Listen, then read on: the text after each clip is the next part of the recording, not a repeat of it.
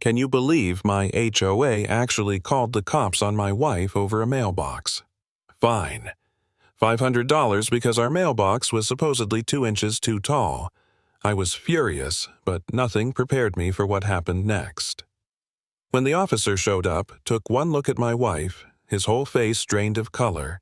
He froze, stammered, "Commander Stone. I didn't realize." And just like that, our neighbor's smug little plan started unraveling in front of everyone. My name's Sean Matthews. I'm 38. I teach history at Lincoln High. After spending 15 years wrangling teenagers and their excuses, I thought I could sniff out manipulation from a mile away. But nothing in my classroom prepared me for what my HOA president Haley Sanders had been cooking up right under our noses. When Jane, my wife, found that $500 fine in the mailbox one Tuesday morning, she told me to let it go. Pick your battles, Sean. It's not worth starting a war. Maybe she was right, but something felt off. So, teacher instincts kicking in. I grabbed a tape measure and went door to door like some suburban detective. Out of 13 mailboxes on our street, 7 were taller than ours, 3 shorter, but only ours got a citation. Either Haley was the most incompetent HOA president alive, or we were being targeted. Marcus, our neighborhood handyman, casually mentioned that Haley had asked him to take notes on potential violations whenever he was around. That stopped me cold. Surveillance, not neighborly concern. And then I dropped my keys behind Jane's decorative plants by the window, reached in and pulled out something that turned my stomach a tiny professional surveillance camera, law enforcement grade. Someone wasn't just watching our yard, they were watching inside our home. I showed Jane when she got back from work. She turned it over in her hands, expression darkening. "This isn't some nosy neighbor," she said. "This is professional. Someone knows exactly what they're doing, and why." Then she looked me straight in the eye and asked the question that cracked everything open. "Sean, who else knows I'm a police commander?" The next night, Haley summoned the whole neighborhood to an emergency meeting. 32 families crammed into the community center. She stood there with her perfect smile and clipboard, calling it a discussion on safety. But I knew better. This was an ambush. One by one, neighbors stood to parrot lines she'd clearly fed them. "We're worried about surveillance equipment. Some people think they're above the rules." It was like watching a stage play, all cues and rehearsed outrage. I couldn't take it.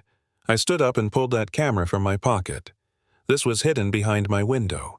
Professional grade, costs thousands, requires a badge to buy. And it was aimed inside my house. So, tell me, Haley, who's been spying on families here? The room shifted instantly. Some looked horrified. Others glanced nervously at Haley. For a second, her mask slipped. I saw the fury flash across her face, then the fake smile snapped back into place. After the meeting, as people filed out, I caught her on the phone. She thought no one could hear, but my teacher's ears are sharp. "They found the camera earlier than expected," she hissed. "How long before she figures out who I really am?" My blood ran cold. Haley wasn't who she claimed to be. The following day, she came pounding on our door. No sweet pleasantries, just "the fine must be paid today. No exceptions." Jane calmly told her we were filing an appeal. That's when Haley's voice dropped sharp as a knife. "You people don't understand. There are consequences for not following procedures." Jane squared her shoulders, that cop voice steady as steel. "Are you threatening us, Haley?" And right then, Haley dialed 911, claimed she feared for her safety that we were escalating. It was so manipulative I almost laughed, except it was terrifying too. When the officer showed up, Haley launched into her performance. But the second he turned to Jane, his whole demeanor cracked. "Commander Stone," he stammered. He actually stepped back. Within minutes, a second officer pulled up and did the same. Suddenly, the woman trying to weaponize the police realized she had called them straight onto the doorstep of their superior officer. Her clipboard hit the ground. She stumbled like she'd been struck. For a moment, I thought that was the end of it. But I was wrong. Haley doubled down, whispering poison into neighbors' ears. Suddenly, Jane wasn't a respected cop, she was a corrupt authority figure abusing her badge. The BBQ invites stopped. Neighbors avoided eye contact. Even Jane's own department called her in to discuss community complaints. Watching my wife, who built her entire career on integrity, treated like a villain, broke something in me. One night I sat there staring at the fine notice at the empty street outside, wondering if Jane was right, if we should just pay transfer to another district, start over. I felt small, powerless. Maybe Haley had already won. But then Marcus came back with a notebook, his voice low and urgent. Haley had been asking him to record our schedules. Jane's comings and goings, details no normal neighbor should care about. That's when it clicked. This wasn't about a mailbox. This was targeted, calculated. And I wasn't about to let some fake saint destroy my wife's career. So we set a trap. I met Detective Walsh, a supposed friendly colleague, at a diner. I wore a wire. At first, he played the concerned listener, sipping his coffee, nodding. Then the slip-ups came. He knew the exact model of the hidden camera. He knew about the HOA meeting details no report had ever mentioned. He even asked about Jane's Thursday schedule, something only surveillance could reveal. Piece by piece, he exposed himself. And when Jane and I replayed that tape, our suspicions hardened into proof. Walsh was working with Haley. The truth exploded like a grenade. Haley Sanders was really Lisa Cooper, a former Chicago detective who faked her death after stealing hundreds of thousands from an evidence room. For years, she'd been hopping towns posing as the perfect HOA president, raking in millions through bogus fines and fake projects. Walsh, drowning in gambling debt, had been her inside man. We called a neighborhood meeting, laid everything out with the FBI at our side. Families gasped, some cried, and just when we turned to confront her, her house was empty.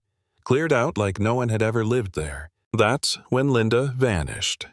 Lisa grabbed her with a taser, dragged her to the abandoned community center, barricaded herself inside. A full SWAT team rolled in, sirens cutting through the night. Neighbors huddled in the parking lot, terrified, while Agent Torres negotiated. And still, even with a hostage, Lisa tried to spin her narrative. I was protecting you from Jane Stone's corruption.